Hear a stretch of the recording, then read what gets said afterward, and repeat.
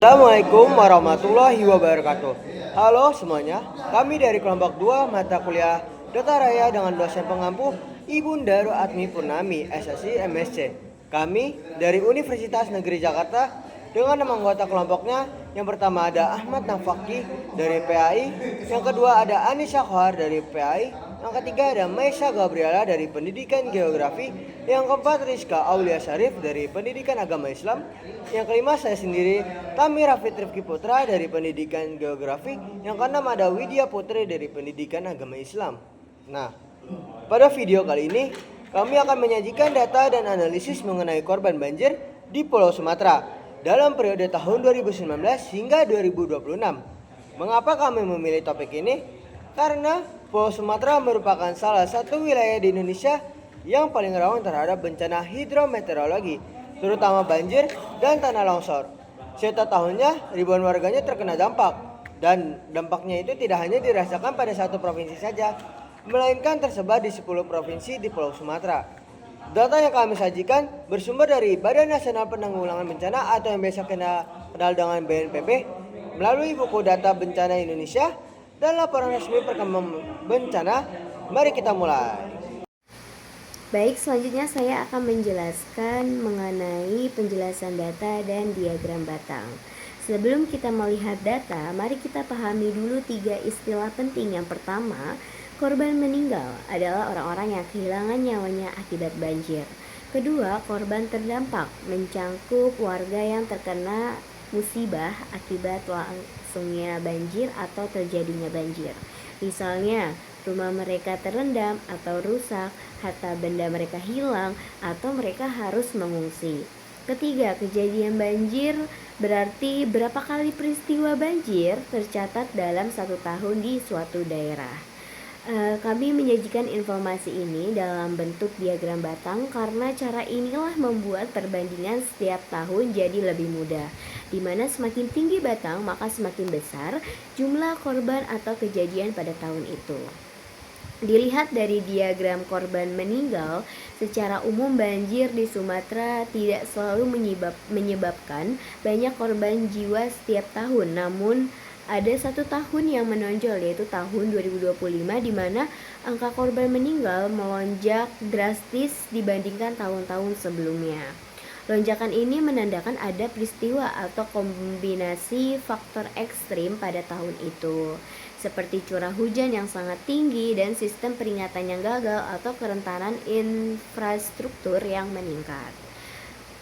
Sekarang pada diagram korban terdampak, ini menunjukkan dimensi berbeda dari bencana banjir. Jumlah orang yang rumahnya terendam, kehilangan harta, atau harus mengungsi. Bahkan pada tahun-tahun sebelumnya, ketika angka kematian relatif rendah, jumlah warga terdampak bisa mencapai ratusan ribu hingga jutaan. Akhirnya, meskipun nyawa mungkin lebih sedikit yang hilang, kerusakan sosial dan ekonomi tetap luas dan berat. Dampak ini membutuhkan respon besar atau evakuasi, bantuan darurat, perbaikan rumah, atau memulihkan mata pencaharian.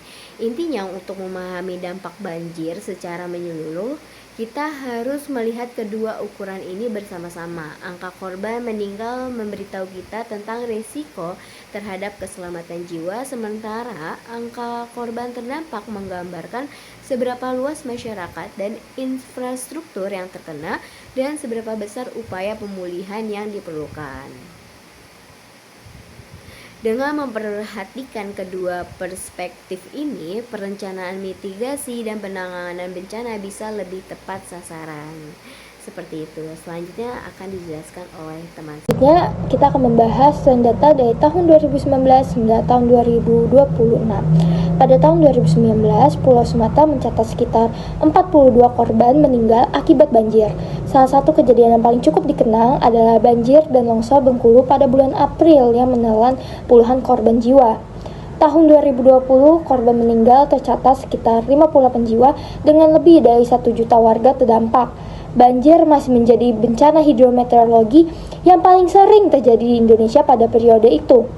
Memasuki tahun 2021, angka korban meninggal menjadi sekitar 112 jiwa. Provinsi Aceh termasuk wilayah dengan frekuensi kejadian bencana yang paling tinggi. Tahun 2022 relatif lebih rendah, dengan sekitar 38 korban meninggal. Data dari Aceh mencatat puluhan kejadian banjir sepanjang tahun meskipun dampaknya tidak sebesar tahun-tahun sebelumnya. Lalu, pada tahun 2023, korban meninggal banjir di Sumatera tercatat 35 jiwa.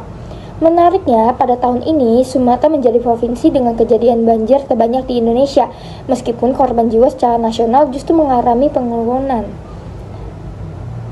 Tahun 2024 tercatat 112 korban jiwa yang meninggal dan korban yang terdampak sangat besar di tahun ini, yaitu kurang lebih 2,1 jiwa. Kurang lebihnya seperti itu. Pada tahun 2025, korban jiwa yang meninggal tercatat 1.701 jiwa dan korban yang terdampak hampir 510.528 jiwa. Dan yang terakhir, di tahun 2026 tercatat 1.204 jiwa yang meninggal dunia akibat banjir dan 113.309 jiwa yang terdampak banjir. Dari tahun ini kita bisa melihat bahwa banjir Sumatera bersifat berulang, namun tingkat keparahannya berbeda-beda setiap tahun. Pada tahun 2024, kami memiliki data resmi dari BNPB yang dirilis melalui buku data bencana Indonesia. Secara keseluruhan, Pulau Sumatera mencatat 112 korban meninggal akibat banjir dengan lebih dari 2,1 juta warga terdampak dan 440 kejadian banjir sepanjang tahun. Jika kita lihat per provinsi, dampaknya tidak merata. Sumatera Barat mencatat korban meninggal tertinggi, yaitu 72 jiwa. Kejadian besar terjadi di pesisir selatan, Agam, dan juga tanah datar akibat banjir bandang dan banjir lahar dingin. Sedangkan Sumatera Selatan memiliki korban terdampak terbanyak, yaitu lebih dari 607.000 jiwa. Meskipun korban meninggalnya hanya 15 jiwa. Sumatera Utara mencatat sebanyak 120 kejadian banjir dengan 12 korban meninggal dan lebih dari 353.000 warga terdampak. Sementara Aceh, Riau, Jambi, Bengkulu, Lampung, Kepulauan Bangka Belitung, dan Kepulauan Riau juga mengalami banjir dengan skala dampak yang berbeda-beda.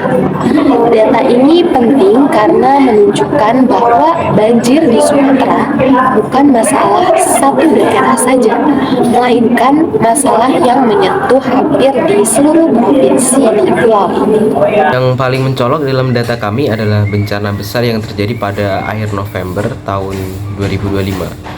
Nah, pada tanggal 25 November ini, banjir bandang dan tanah longsor melanda 3 provinsi sekaligus. Ada Aceh, Sumatera Utara, dan Sumatera Barat. Curah hujan yang ekstrim ini menyebabkan sungai meluap, tanah longsor, dan akses jalan tertutup di puluhan kabupaten dan kota. Per 10 Desember 2025, BNPB mencatat ada 969 korban meninggal. Hanya dalam 5 hari kemudian, angka itu naik menjadi 1030 jiwa per 20 Desember. Nah, jumlah korban meninggal mencapai 1071 jiwa dengan lebih dari 510.000 warga mengungsi. Kabupaten dengan korban tertinggi saat itu antara lain ada Aceh Utara, Agam, Tapanuli Tengah, dan Tapanuli Selatan. Kemudian memasuki tahun 2026, operasi pencarian masih berlangsung per 27 Januari 2026. Total korban meninggal mencapai 1.204 jiwa dengan 140 orang masih dinyatakan hilang.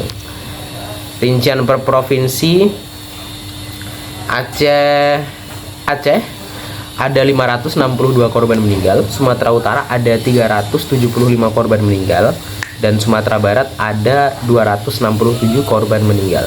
Bencana ini melibatkan 52 kabupaten dan kota dan menjadi peristiwa banjir terbesar di Sumatera dalam periode data yang kami sajikan, yaitu dari kisaran tahun 2019 hingga tahun 2026. Jadi dari seluruh data yang telah kami sajikan sebelumnya, dapat diambil kesimpulan bahwa bencana banjir yang terjadi di Pulau Sumatera ini adalah bencana yang terjadi secara berulang kali setiap tahunnya. dan bencana ini tuh memberikan dampak yang sangat besar bagi masyarakat.